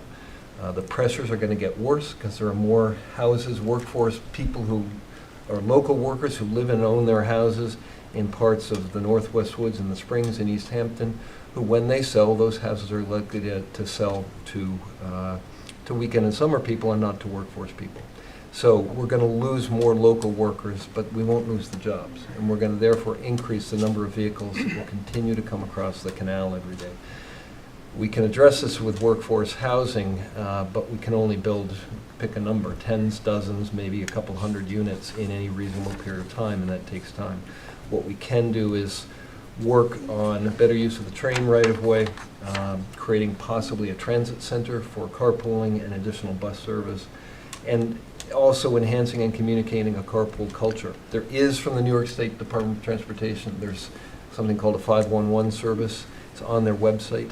And it allows people to self-identify, raise their hand and self-identify for carpooling for people who live and work near them in the same schedule. I think we need to put all of that on the table and have some real goals. Let's take, in 12 months, let's take 1,000 cars off the road, vehicles from crossing the canal, and in 24 months, let's take 3,000 vehicles off of the road from crossing the canal. So that's the way I'm thinking. It's going to take a regional effort to get that kind of work going, and I'll keep the board informed as to how that's going. Thank you, Trustee Coburn. We'll go to Trustee Stevenson. There's a lot of talk this evening about transparency, and that's the best way to go. I received the agenda for this meeting about 2 days ago. I saw that there was going to be discussion of traffic. Certainly wasn't aware that a actual prospective solution was going to be presented and expected to be voted on this evening. So when I suggested that other members of the community should be allowed to weigh in on this issue, if I don't know from 2 days ago that we're going to have a vote tonight about whether or not to enact changes, I would argue that most of the community did not know that as well. And I do think if you're going to suggest we need to have transparency and make it a community solution, that everybody knows about it and can weigh in on it, which is why I think it was a good idea for the mayor to suggest a community meeting devoted exclusively to this problem on August 5th. There were some questions regarding when the consultant spoke about what would happen if we put restrictions on Lee and Captains, and he said, oh, there'd be some traffic going over to the other streets. There was several mentions made about we need qualitative analysis. Well, some traffic going over the other streets I would not call qualitative analysis. I do believe that from the pilot program, we had some actually very specific analysis. Now, you can say the pilot program didn't last long enough time, et cetera, the people didn't know about it, the traffic patterns didn't settle in. But I know that the qualitative analysis from the pilot program was that all of it left Lee, because Lee had no turns at all allowed, and Captains and went over to Halsey Neck. And that's why the people at Halsey Neck were understandably very concerned about it. There's some talk about what steps were taken, what analysis was made to the streets on the northern side of Hill Street back in 2023 when this project first got started. And I would argue that the initial step that got this whole thing started was the actual closure of Somerset with a barrier, which I thought at the time was not the right way to go about doing this. There was not a lot of community input, and the barrier was removed and came up with, well, the solution is to get no right turn. And then once there was no right turn on Somerset, all the people on Bishops and Corrigan said, well, we're getting all the traffic. And then there was a decision made. I will say that I saw at some point, and I can't I would not be able to put my finger on it, but at some traffic analysis from one of our consultants, the question was raised, did the no right turns on Somerset Bishop and Gordon measurably increase the traffic on the southern side of the street? And that consultant, now you can argue with it yes or no, but that consultant said no, he didn't feel it made a significant increase. Personally, I think it probably did, but the actual quantitative study that, according to the consultant, was that it wasn't that big a difference. In any case, I've discussed this with members of this board to ad infinitum because it's a serious, serious problem, and I fully understand it. Trustee Coburn and I have said we should just get rid of all the restrictions and go back to the way it was, because that might be the fairest way of all.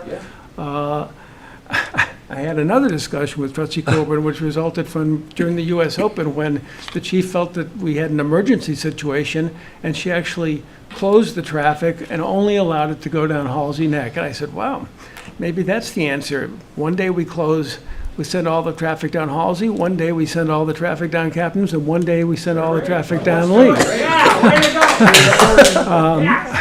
You know, you still get a bad day, but instead of every day being bad, it's every third day. In any case. Sharing the burden. Share the burden. So I think there are some other solutions besides maybe the 5 that the consultant raised today. It all does go back to 39. Whatever has been done on 39, if it affected it at all, it hasn't really helped that much. I think to really get 39 to be of significant help, you'd have to have a major, major program involving what they do closer to New York City, where you put cones on one side of the road in the morning and move the cones to the other side of the road to make more roads going in and more roads going out. That's obviously a huge job. The county, town, money, cops, cones. That's not something the village is going to be able to get done. But I think we're going to, I mean, you can't get people to work out here. You can't get people who want to, I mean, it's a major league problem, and the politicians above this level are got to address it, because it's going to boil over into, you know, a revolt. In any case, I'm rambling. I hear you. I hear all the people. It is really bad. And I agree with what you said about sharing the burden. Let's figure out some way to share the burden. I don't think one street should be great and everybody else has a problem. Let's figure out some way to make it somewhat equitable. And I'm for opening to any ideas. That's just the only reason I didn't want to go ahead with this tonight, was I felt everybody should be able to weigh in on what the next step is. So anyway, thank you. Appreciate your understanding. We've got to get this something done, and I'm all in on it. I'm all in on it. Thank you. Thank you, Trustee Stevenson, and I want to thank the chief for being here tonight to talk about, again, what her and her force are doing to try and alleviate some of the traffic issues that we have in the village, because it is not easy, and again, it's impossible to have a police officer on every single corner. We all understand that. But I did want to say thank you. Yeah, I don't think Trustee Simeoni had a chance to speak. Did I not? I'm sorry. I missed. I'm the last in line. I apologize. I should have done that before Roy. It's all right. Sorry, it's my It fault. was an oversight. Yeah, so Trustee Simeoni. Sorry. Yeah, I just want to say that tonight we passed some very important legislation that has addressed the FOIL, and we need to do more work on the FOIL so that it's equitable and the information is shared with everyone, and that it is also processed in an equitable and very quick manner. I think it's very important that we make sure that our boards are properly represented with legal counsel that is not conflicted in any way, that they give the right advice to the boards, and that we should have some kind of oversight over that. And that the last resolution does reaffirm that we do have a right to put our thoughts on the agenda so that we can discuss and vote on it, and then make sure that we have an open forum in order to be able to express our ideas. Going back to the traffic, quite frankly, tonight I was ready to vote on it. I think we've talked about it long enough. However, it's not a bad idea to be able to have other people weigh in as well, but I thought it was important that anyway we have to find out more about the equipment that we need. So I went along with it, but it's time that we do make a decision, that we go forward, we try the solutions that we think that will work, and then take the next steps from there. I am also the liaison on the Senior Resource Committee. We're working very hard in putting together the RFP, which is the request for proposals in order for us to find the concierge that will be working with the village to connect with our senior population. We're close to be able to resolve that, and I think that very soon we'll be able to put out an advertisement and have people come forward. So I'm looking forward to that to be implemented as well, and I'll keep you informed. Thank you. Thank you. And again, I apologize, Trustee Simeoni. I just want to go back to thank all of you for coming out tonight, and look forward to having you back on the 5th. And this is not an easy situation, as I'm sure you all understand, and certainly, it's not something that is only happening in the village of Southampton. I mean, I've gone to North Sea, and you sit in traffic for a long, long time trying to get to or from certain parts on the North Shore there as well. It doesn't help that they also decided to put in a sidewalk on Noyak Road, which is again added a lot of inconvenience to people going towards North Haven. But on a lighter note, I wanted to let everybody know that at Cooper's Beach this Saturday, July 25th at 3 p.m., there will be a hot dog contest, a hot dog eating contest. And certainly want to welcome anybody who wants to participate in that event. Come on, I think you guys want to go. I think it's liaison, trustee Coleman. There you go. And the plum. Anyway, we look forward to welcoming anybody that wants to come down to Cooper's Beach for a little fun at 3 o'clock on Saturday to have the hot dog eating contest. And with that, I will say goodnight and thank you all very much. We'll make a motion to adjourn this meeting of the Village Board of Trustees. Do I have a second? Second. All in favor? Aye. Thank you all very much and good night. Thank you, Sage. We discussed it before. There's nothing else.